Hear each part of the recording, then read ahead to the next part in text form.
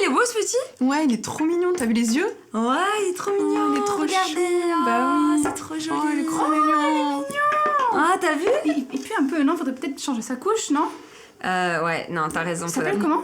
Il s'appelle Ozone. Faudrait changer la couche d'ozone.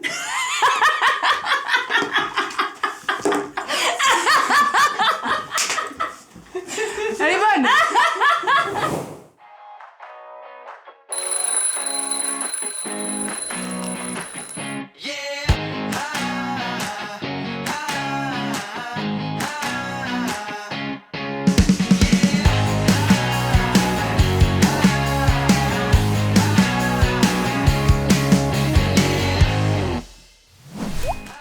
Jesus Coffee, bon matin. Oh, c'est la patate ce matin.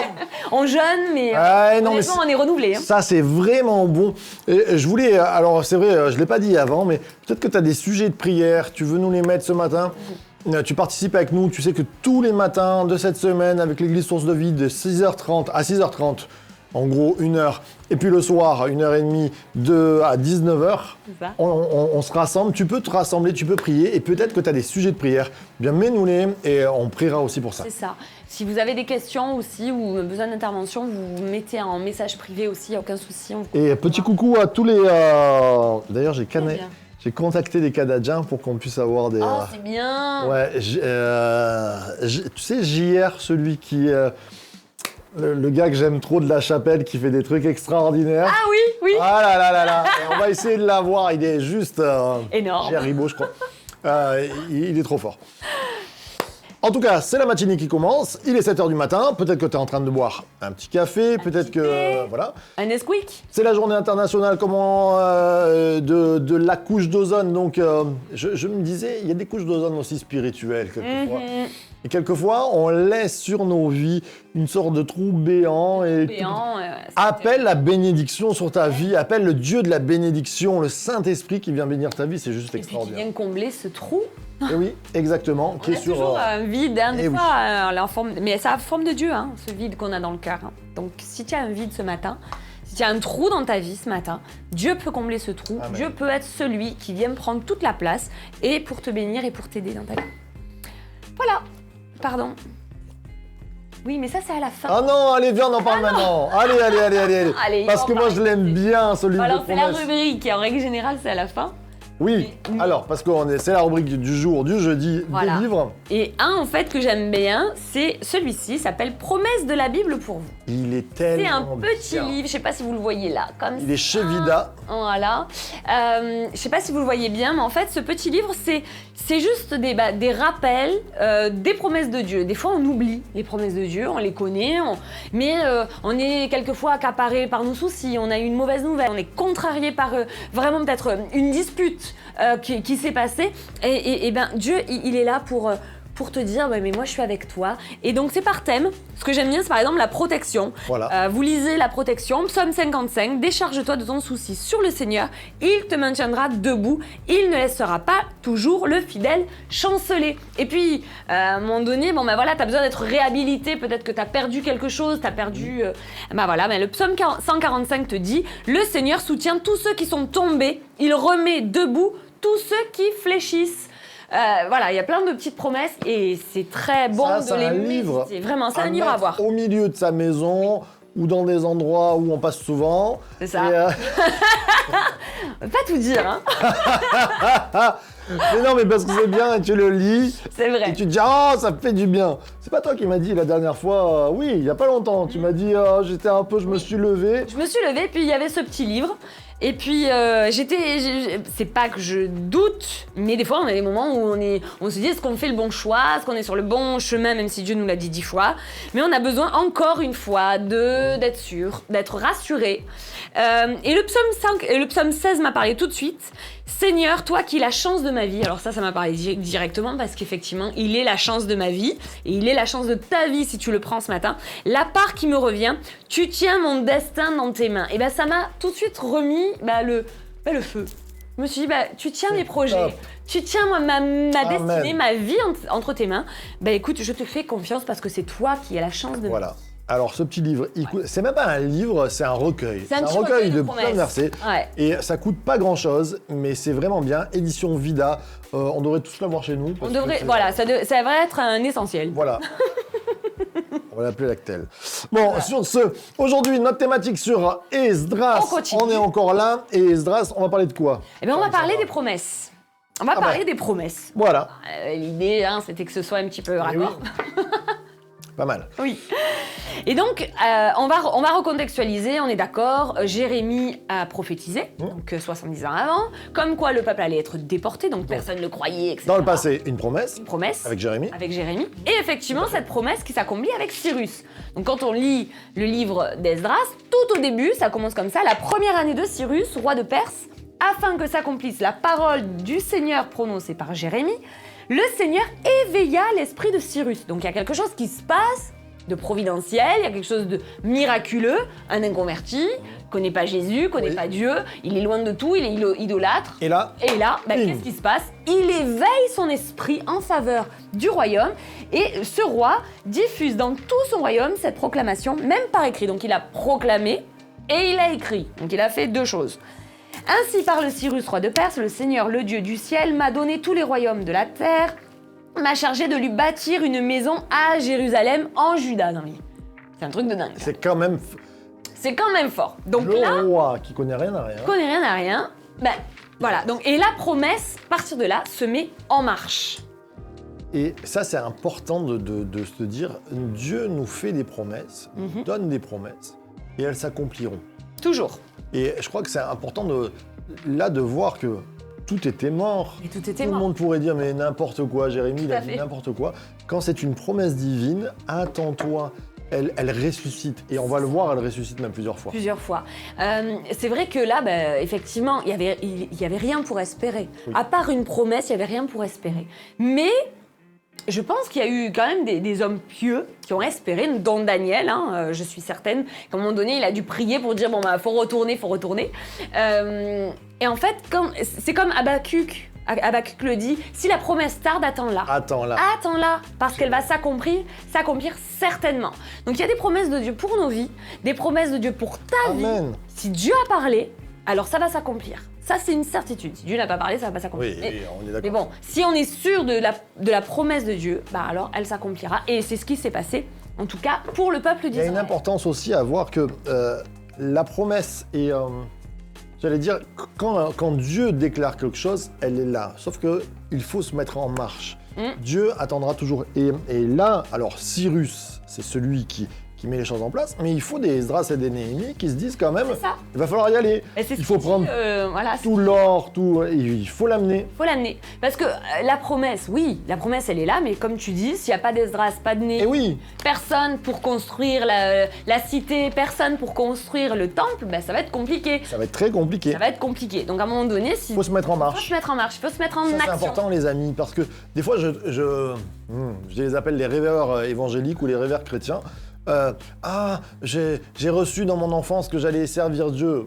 Déjà, je pense que tous les jours, on peut servir Dieu. Tout le monde, ouais. Et puis, mets les choses en place. Je me souviens, dans mon appel, j'avais compris que j'allais avoir un ministère pastoral, mais il fallait que je me forme. Et c'est pour ça que je suis parti 3 ans en Israël, pas en Arabie, comme l'apôtre Paul, mais en Israël pour apprendre l'hébreu, pour apprendre le grec, pour me former. Et à un moment donné, on a besoin de temps de formation, on a besoin de s'y mettre. Vous savez, là je donne mon témoignage personnel, mais quand j'avais 18 ans, je me suis dit, je pars à l'école biblique. Et puis mon pasteur m'a dit, non, tu pars pas. Il y a eu il me dit, apprends un travail, tout ça, ce qui était une sage décision quand même. Et puis j'ai rencontré mon épouse, on a eu Eliona. Et alors que j'avais un emploi, j'étais en train d'économiser pour peut-être m'acheter une maison, j'étais marié, donc j'avais un enfant. C'est là que ça vient retaper à mon cœur. Et des fois, la promesse, elle tarde, et c'est ce qu'on va voir, et elle arrive au moment où on commence à s'asseoir un petit peu dans des habitudes, et on se dit, oh non, mais quand même, il y a ci, il y a Eliona, il y a il y a le boulot, il y a ci, qu'est-ce que je viens faire ? Eh bien, il faut quelquefois, excusez-moi l'expression, se mettre un coup de pied aux fesses pour accomplir la promesse que Dieu te dit, elle est toujours là. Elle est toujours là, il faut que tu y ailles. C'est ça. Mais ça me parle bien, hein, on en parlera tout à l'heure, mais ça me parle plus, moi, cette histoire. Et oui. Mais c'est vrai, des fois, il y a un délai, en fait. Exactement. Et on ne comprend pas forcément les délais, mais on le voit dans ce cas-là. Donc, effectivement, au bout de 70 ans, ils y vont. Donc là, ils se mettent en marche. Et bizarrement, Qu'est-ce qui se passe? il y a de l'opposition, parce qu'en fait, ceux du pays, ils ont dit « Ah, on voudrait bien vous aider, etc. » Mais ils ont dit « Non, on veut le construire nous, c'est nous qui sommes le peuple d'Israël. » Ça, c'est fou. Ça, c'est dingue. Retenez bien ça. Et à partir du moment où ils ont dit non, on est le peuple d'Israël, c'est notre Dieu, donc c'est nous qui devons reconstruire la vie, c'est nous qui devons reconstruire le temple, à partir de là, ils les ont détestés Exactement. au point de faire intervenir le roi pour arrêter les travaux. Et c'est terrible parce que ces travaux-là, alors qu'il y a une promesse, il y a un départ, il y a l'or. Et alors, ils ont mis les fondations, ils D'accord. avaient mis les fondations. Ça s'arrête pendant combien de temps? 60 ans. 60 ans. Alors c'est pas Esdras vient à la deuxième fin, fois. ouais, la deuxième. Mais là, le début, l'équipe là, ils y sont pas arrivés. Et je crois que c'est important de se dire, peut-être que dans ta vie là, il y a des choses qui se sont arrêtées, qui se sont bloquées, et pourtant, tu avais la promesse, tu avais les matériaux, tu avais les ingrédients, ça s'est arrêté. Eh bien, persévère. Eh bien, persévère. À un moment donné, je crois qu'ils n'ont pas juste ils ont pas perdu la foi. Dieu a amené un autre homme et une équipe, on en a parlé, Exactement. pour continuer son œuvre. Donc ils avaient commencé, ça s'est arrêté. Mais à un moment donné, continue, persévère, continue de prier, continue de te confier, de réfléchir peut-être à comment tu vas pouvoir faire. Je ne sais pas quelle est la promesse de Dieu dans ta vie, mais en tout cas, peut-être que là, tu es dans un moment de désert, un moment où ça s'est arrêté pour toi. Mais sache une chose, c'est que la promesse, elle est toujours là. Remets-toi en marche. Et surtout, ne désespère pas, parce que l'ennemi est là pour te faire désespérer. Il est là juste pour t'enlever, pour juste que tu fasses pas la volonté de Dieu dans ta vie et que tu n'accomplisses pas la destinée que Dieu a mis sur ta vie. Je cherchais Habakkuk, je savais 2, et ça y est, je l'ai. Énormément. Le Seigneur me répondit, écris la vision, grave-la sur les tablettes, afin que l'on puisse la lire couramment. Ça, je crois que c'est important de ne pas oublier.